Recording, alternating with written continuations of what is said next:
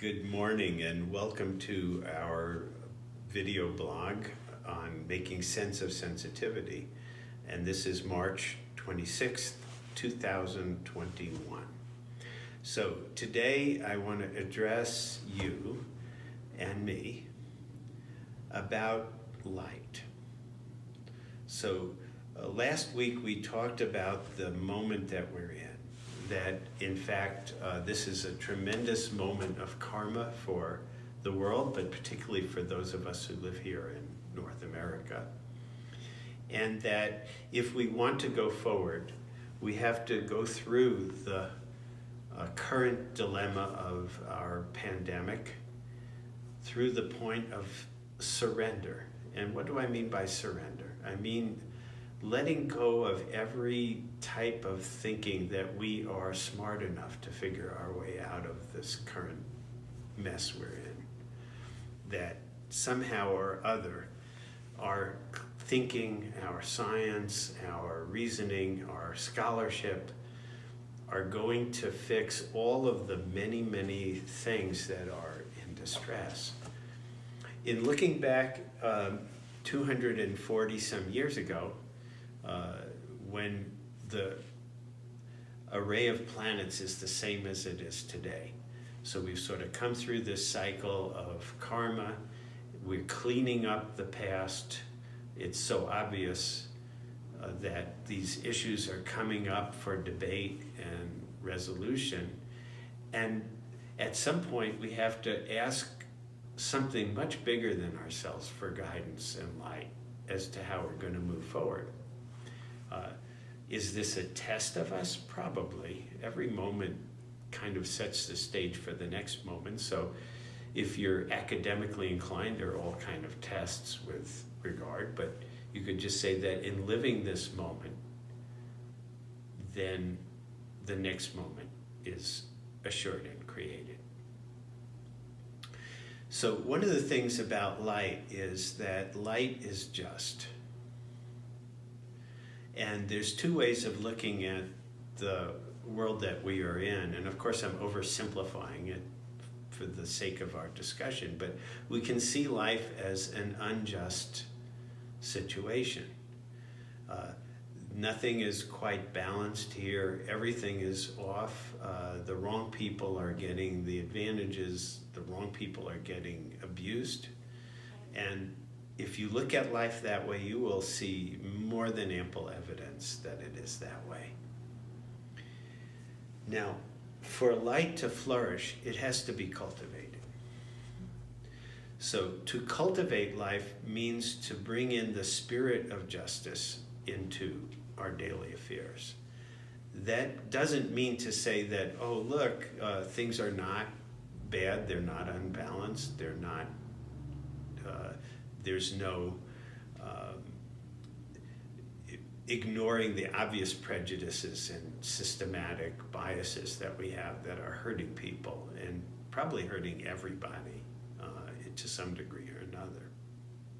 It hurts the people who are wounded by it, who are kept down, who are kept from doing what they come to do this lifetime by biases of humans or even by over enthusiastic enforcement of rules that initially were meant to save us but actually tax and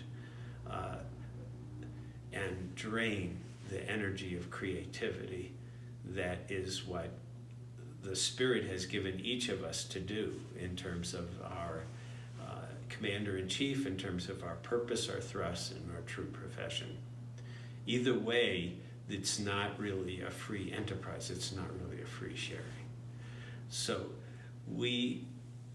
I'm suggesting and inviting you, let me put it this way, to join me and the people who are working with me in the wishing well for healing, to imagine and invite a world where your effort pays off in terms of the reward of your spiritual growth, that freedom spiritually is at your doorstep, and that you invite the forces of justice and the channel of justice to come into this planet and into this land and into your life, so that the light is out in the world. So justice is us doing our work and getting the reward of it.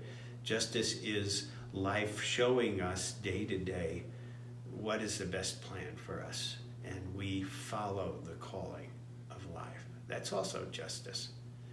Justice is also the light of love being shined on everybody. Compassion, tolerance, helping people up who need a hand up, and feeling the joy, the simple joy of giving, and the feeling in the heart that comes when you do that, that warmth, that feeling of the mother that comforts, that nourishes, that cares for, the feeling of the father with direction, with protection, with blessing, so that every place you walk, there's a feeling of blessing going out. There's a feeling of being blessed, that you walk on that world. Now, that doesn't mean people who are sensitive are also aware. We're feeling everything. It doesn't mean we hide our head in the sand and we pretend that things are not the way they are. It's just that the first and foremost action we can take is to allow the light within our heart and with our body to shine everywhere, and allow everybody to orient to that light. So those of us who work in the wishing well, we've been working for 15, 16 years on providing a channel of that light that is available for healing for everybody in the world.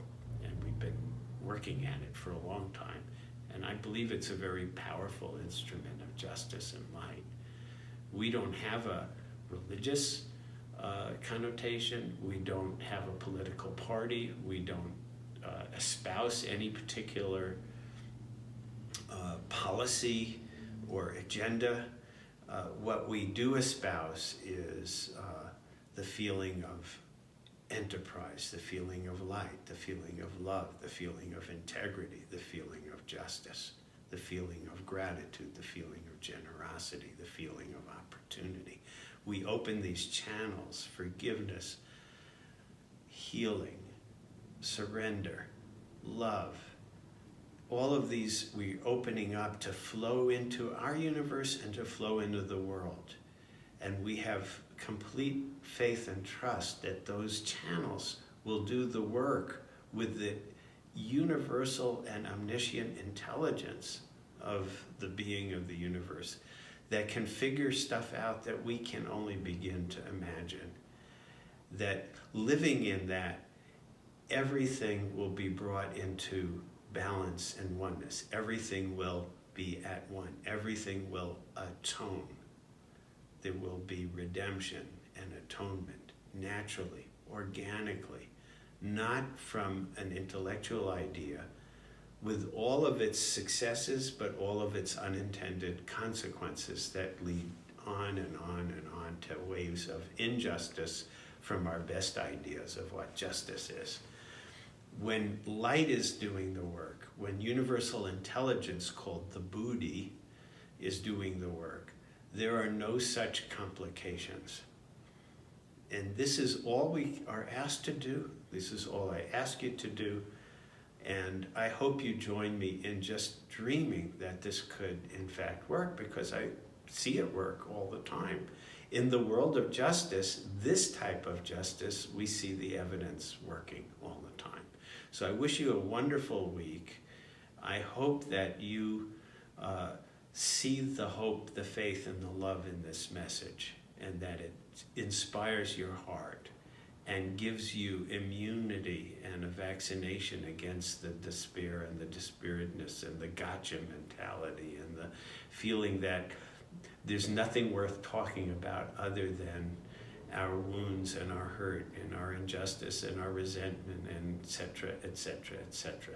So please take this small vaccination into your messenger RNA and let it do what you already have within you, your birthright, which is the projection of this light.